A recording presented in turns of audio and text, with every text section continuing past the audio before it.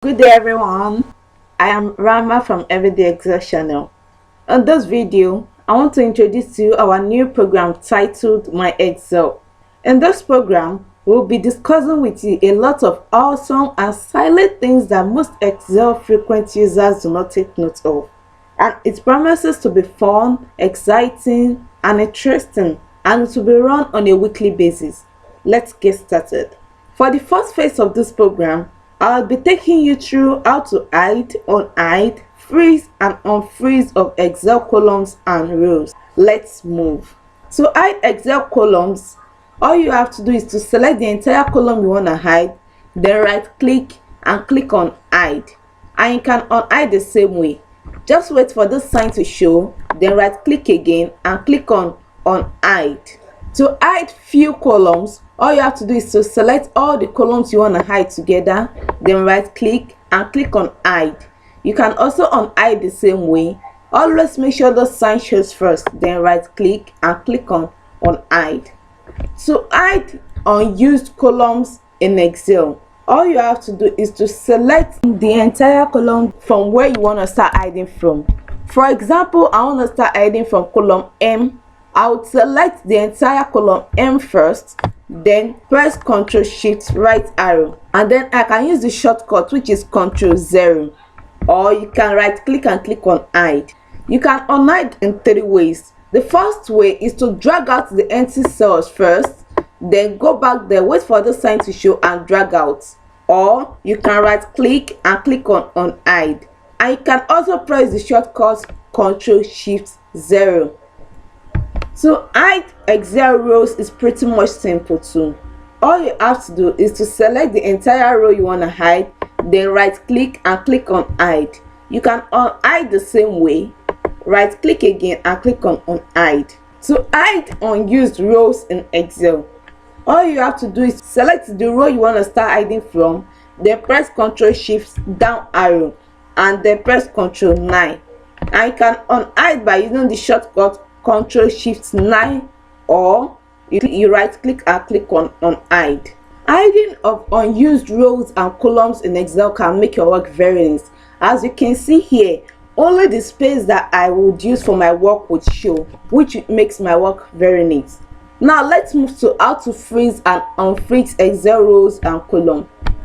To freeze rows and columns in Excel, you have to first identify where you want to start freezing from.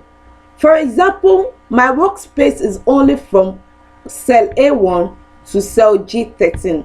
So that means I am freezing from column H and from row 14. So to freeze this place, I'll have to select the cell that contains both column H and row 14.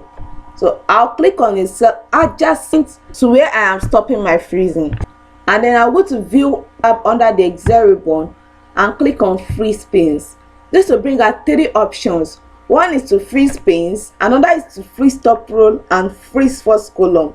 I'll be clicking on freeze panes since I'm freezing both rows and columns. And here it is. As we can see, it has drawn a line to show that it freezed only the back, and that is from cell A1 to G13.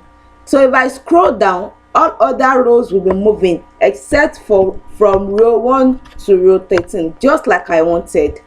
And if I scroll to the side, all other columns will be scrolling except for from column A to column G, and that's just where I wanted. To freeze rows and columns in Excel, determining where you want to start freezing from is very important.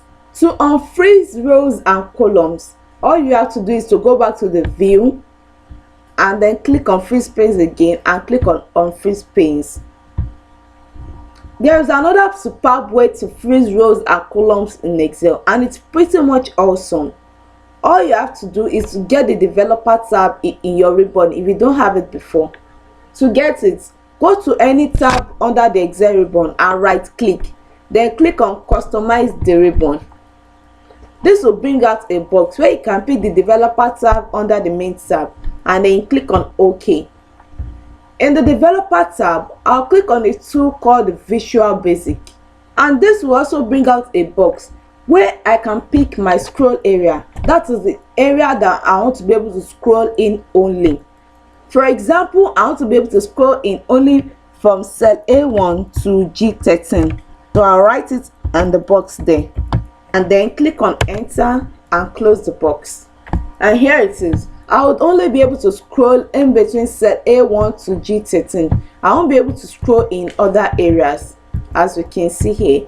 To undo the freezing, all you have to do is to go back to the developer tab and click on Visual Basic again, and then you delete what you have written here and then close the box. And here it is. We can scroll in the cells again, meaning we have undone the freezing. With this, we have come to the end of volume 1 of my Excel. Thank you very much for watching this video. If you enjoy it, please give it a thumbs up and don't forget to subscribe to my channel. Thank you.